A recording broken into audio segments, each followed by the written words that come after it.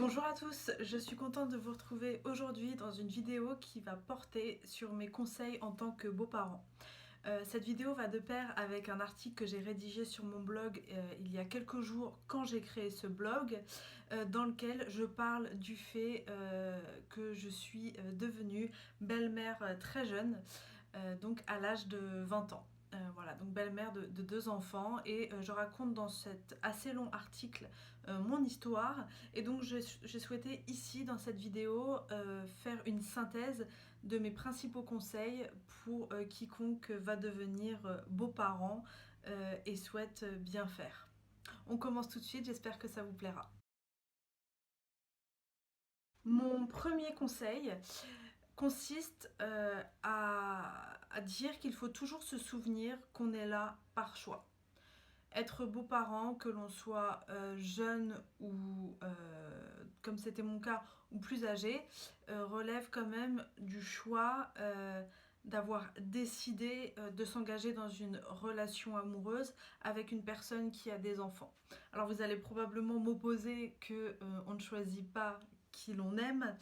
Néanmoins, je pense que à partir du moment où on a décider, certes on ne choisit pas qui on aime, en revanche on décide ou non de s'engager dans une histoire dans laquelle sont impliqués des enfants.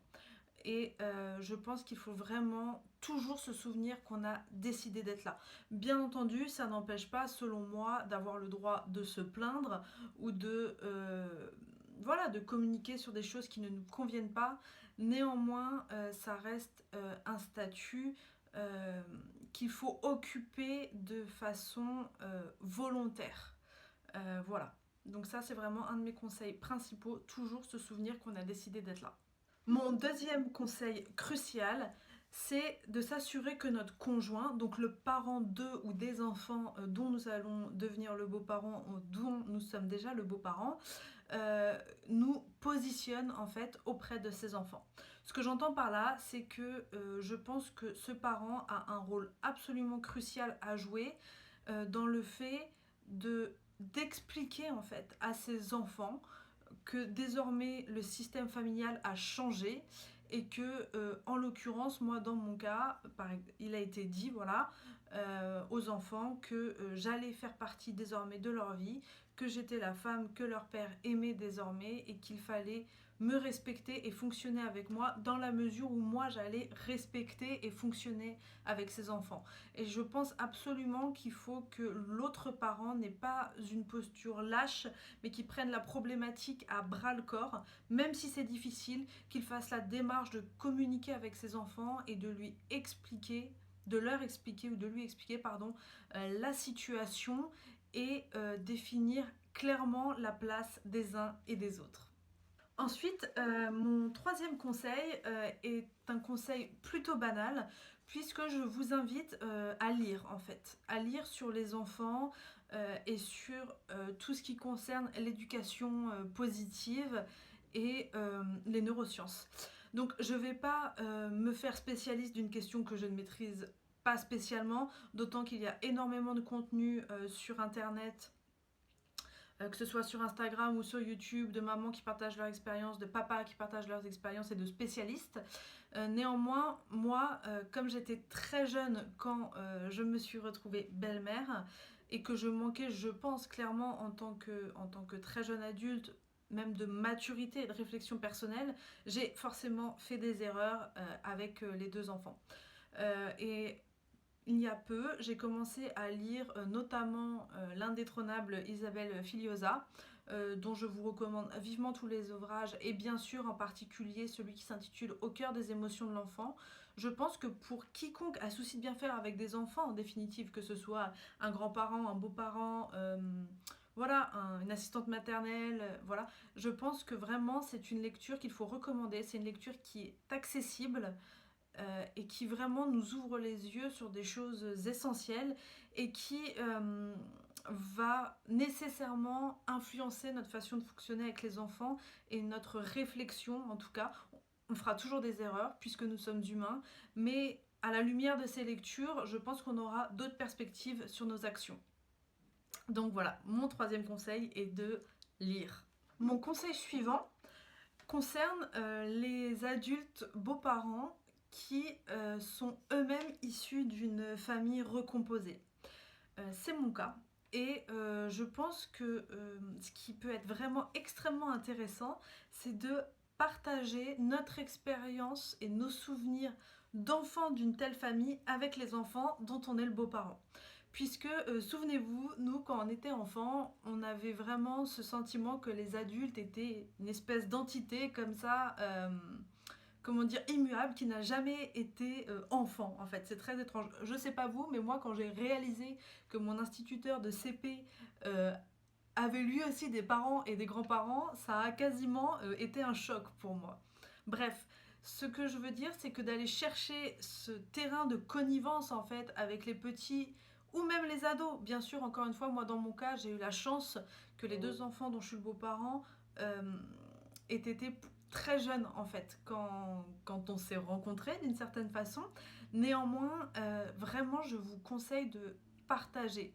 Et ça permet de créer une complicité, une connivence, et surtout, ça donne, je pense, le sentiment à l'enfant qu'il est traité d'égal à égal, en fait.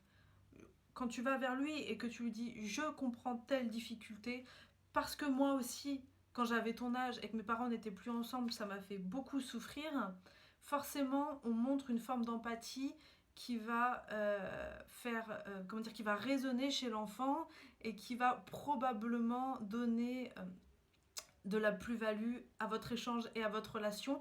Et surtout, je pense que ça va créer une confiance par le biais de ce signe de respect, en fait, qu'on lui montre, en lui confiant des éléments de notre histoire. J'espère que j'ai été assez claire, mais voilà, je résume ça en si on est enfant d'une famille recomposée, partager à ce sujet avec les enfants ou les adolescents dont nous sommes le beau-parent. En outre, il me semble que créer du lien soit absolument crucial. C'est-à-dire que, bien sûr que moi, j'ai été et je suis un beau-parent extrêmement investi parce que je l'ai choisi.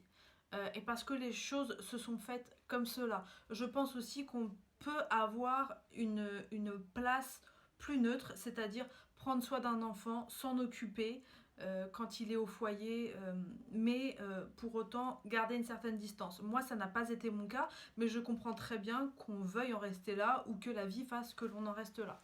Néanmoins, je pense que c'est important, comme toute relation humaine, d'alimenter cette relation en ayant des petits moments partagés et fondamentalement en faisant connaissance. Et encore une fois, je pense que ça passe voilà, par des échanges, tout simplement, se raconter des souvenirs, etc. Et pour conclure, mon ultime conseil, c'est la patience. S'armer de patience pour réussir à créer quelque chose qui fonctionne.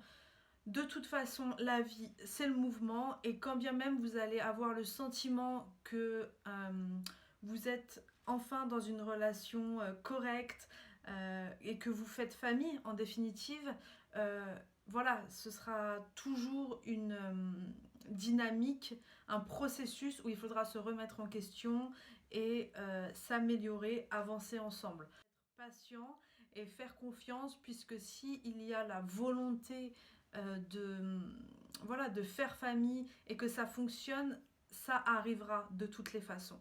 Voilà.